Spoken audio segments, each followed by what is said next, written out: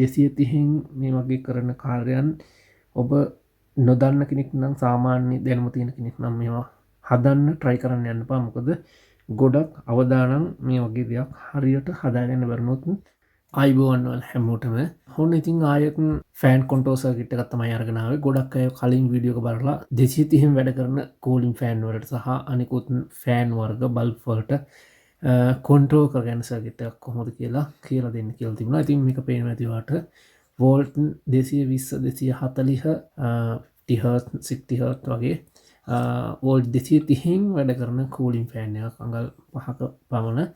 ඉතින් මේ ෆෑන් එක විතරක් නෙවෙයි අද මේ සර්කිට් එකෙන් ඔයාලට පුළුවන් ස්ටෑන්ඩ් ෆෑන් එකක් වුණත් ටේබල් ෆෑන් එකක් වුණත් වේගය අඩු වැඩි කරගන්න බල්බ් එකක වුණත් එළිය අඩු වැඩි කරගන්න පුළුවන්. ඒ කියන්නේ පිලමන්ට් බල්බ් වල CFL වගේ දේවල් වලට නම් මේ සර්කිට් එක හරියන්නේ නැහැ. පිලමන්ට් බල්බ් එකකට කූලින් ෆෑන් එකකට සීලින් ෆෑන් එකකට ඒ වගේ මේක කූලින් ෆෑන් එකක් මේ ගහලා තිනවට පේන ඇති. වෝල්ට් 220ත් 240ත් අතර විදුලියෙන් තමයි මේක වැඩ කරන්නේ. ඉතින් මේකට හරියන කන්ට්‍රෝල් සර්කිට් එක හදාගන්නේ කොහොමද කියලා තමයි අදත් පුංචි වීඩියෝ එකකින් ඔයාලට කියලා දෙන්න හදන්නේ. එහෙනම් අපි හදන හැටි බලමු වීඩියෝ එක හදාගන්නේ කොහොමද කියලා.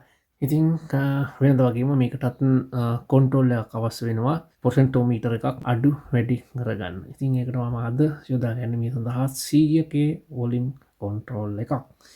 ඒක විදිහට අනුගම අපි පාස ගන්න ලේසි වෙන්න. ඊළඟට මේකට BT 136 ට්‍රැක් එකක් අවශ්‍ය වෙනවා.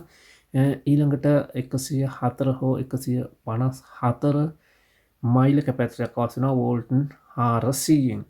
ඊළඟට CIK රෙසිස්ටර් එකක් අවශ්‍ය වෙනවා. ඒ වගේම ඩ්‍රැග් එකක් අවශ්‍ය වෙනවා. එහෙනම් අපි මේ කැරි ටික දැන් අමුණගෙන බලමු කොහොමද හදාගන්නේ කියලා. මුලින්ම කන්ට්‍රෝල් එක මෙන්න මේ පින් දෙක එකතු කරගන්න වෙනවා. ඒක මම මේකට පාස් වෙන කන්ඩන්සරෙන්ම මේ විදිහට එකතු කරගන්න තමයි හදන්නේ. පැහැදිලි ඇති මම හිතන්නේ. ඊට පස්සේ ට්‍රැක් එකේ පළවෙනි පින් එක මම මෙන්න මේ විදිහට කන්ඩන්සර් එක අනිත් පැත්තට පාස ගන්නවා.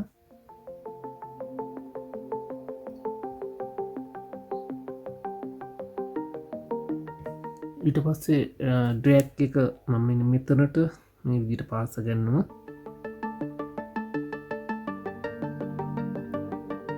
කන්ඩන්සර් එකේ කන්ට්‍රෝල් එකට පාස් කරන එක පැත්තකුත් ට්‍රැක් එකේ තුන්වෙනි පින් එකටත් එන විදිහට තමයි ඩ්‍රැග් එක පාස් ගන්න හදන්නේ.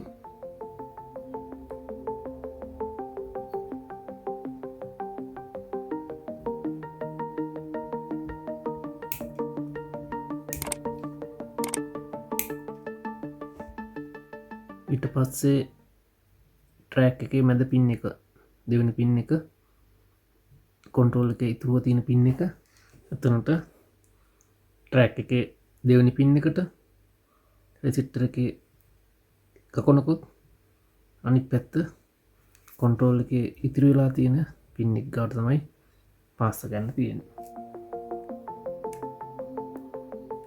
මම හිතනවා ඔයාලට දැන් පාසගත්තු කෑඩ් එක පැහැදිලිව පේනවා ඇති කියලා. දැන් තියෙන්නේ අපිට මේකට ෆෑන් එක අමුණ ගන්න.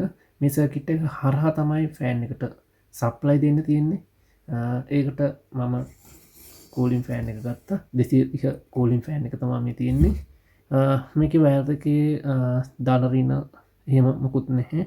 නියුට්‍රල් පේස් එහෙම මොකුත් නැහැ. ඕන පැත්තකට ඔයාලට කූලින් ෆෑන් එක අමුණන්න පුළුවන්. කූලින් ෆෑන් එකේ එක වයර් එකක් BT 136 ට්‍රැක් එකේ මැද පින් එකට මෙන්න මේ විදිහට අමුණ ගන්න තමයි තියෙන්නේ.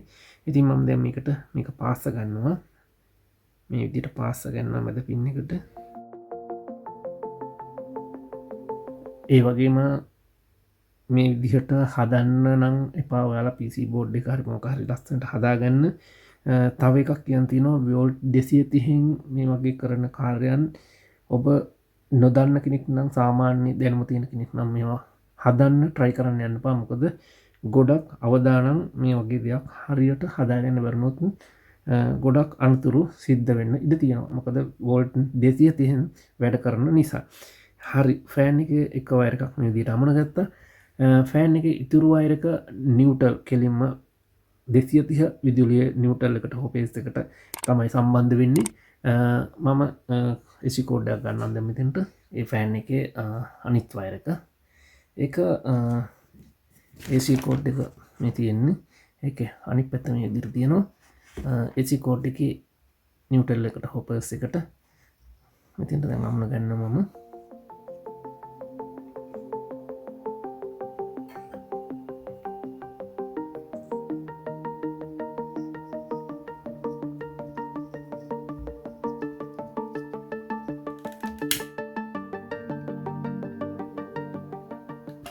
ඊළඟට AC කෝඩ් එකේ අනිත් එක අමුණන්න තියෙන්නේ අපට BT 136 ට්‍රැක් එකේ පළවෙනි පින් එක එන්න මෙතනට තමන් සූම් කරලා පෙන්නන්නම් මෙන්න මෙතෙන්ට තමයි අනිත් වයර් එක AC කෝඩ් එකේ ඒ කියන්නේ මේ කන්ඩන්සර් සම්බන්ධ වෙලා තියෙන පළවෙනි පින් එකට BT 136 ට්‍රැක් එකේ පළවෙනි පින් එකට මෙන්න මෙතනට තමයි AC ඉන්පුට් විදිහට තියෙන්නේ. එතෙන්ට මම දැන් මේ විදිහට පාස්ස ගන්නවා.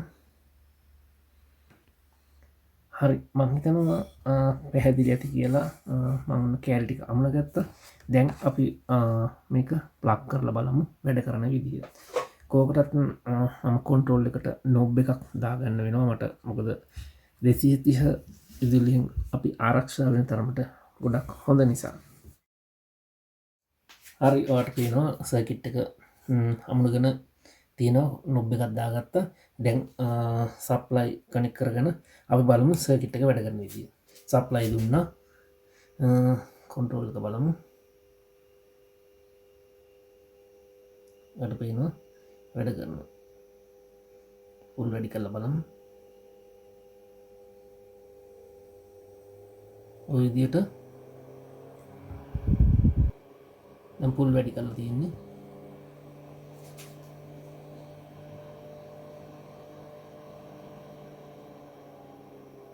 ඔය විදියට අපට ඕන විදියට ලස්සනට ස්මූත් අඩු වැඩි කරගන්න පුළුවන්.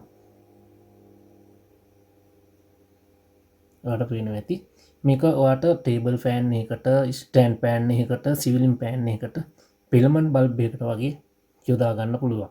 ඉතින් හරිම පහසුවෙන් අඩුම වීදමින් හදා ගන්න පුළුවන් ෆෑන් ඩිමර් එකක් විදියට ඔයාලට මේ සර්කිට් එක හදාගෙන චූස් කරන්න පුළුවන්. ඉතින් මේ සර්කිට් එකේ පොඩි වෙනස්කම් කීපයක් ඔයාලට කරලා බලන්න පුළුවන්. මේ 100කේ මම යොදාගත්තේ මෙතෙන්ට හරිනම් ඔයා 500කේ හෝ 450 වගේකේ කොන්ට්‍රෝල් එකක් දාගන්න නම් මේක ගොඩක්ම හොඳයි. හම් එකක් වගේ සද්දයක් මෝටරින් ආවොත් ඝන සද්දයක් ආවොත් ඔයා මෙතෙන්ට 10කේ විතර වගේ දාලා ඔයාට පුළුවන් 500කේ කොන්ට්‍රෝල් එකක් දාගන්න නම් ගොඩක්ම හොඳයි. මොකද ෆෑන් ඩිමර් එකේ සාමාන්‍යයෙන් එන්නේ 500කේ කොන්ට්‍රෝල් එකක් තමයි යොදාගෙන තියෙන්නේ. ඉතින් 500කේ වොලියම් කොන්ට්‍රෝල් එකක් මෙතෙන්ට දාලා මේ 100කේ වෙනකොට 10කේ යොදාගෙන මේ සර්කිට් එක මේ විදිහටම හදන්න සුපිරිටම වැඩ කරනවා. වොලියම් එක වැඩි කරාම ඔය විදිහට වැඩ කරනවා. ෆුල් වැඩි කරා. දැන් ෆුල්.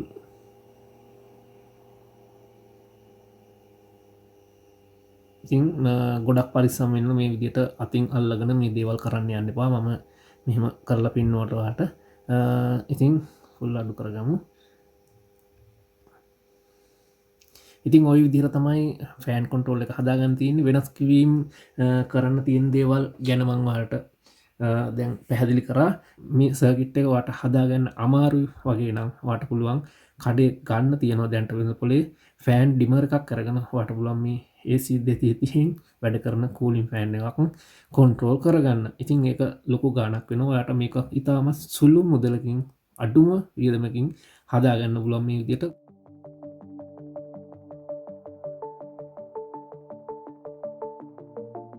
ගොඩක් පරිස්සමෙන් මේ දේවල් කරන්න වග බලා ගන්න ඕන. ඉතින් අද වීඩියෝ එක ඔයාලට යම් කිසි ප්‍රයෝජනයක් වුණා නම් මේ වීඩියෝ එක ඔයාගේ අනිත් යාළුවන්ටත් වටේවි කියලා හිතනවා නම් එයාට බලන්න ෂෙයා කරන්න. අද වීඩියෝ එක මෙතනින් ඉවරයි. තවත් මේ වගේ අලුත් වීඩියෝක් කරන් ඉක්මනටම එන්නම්.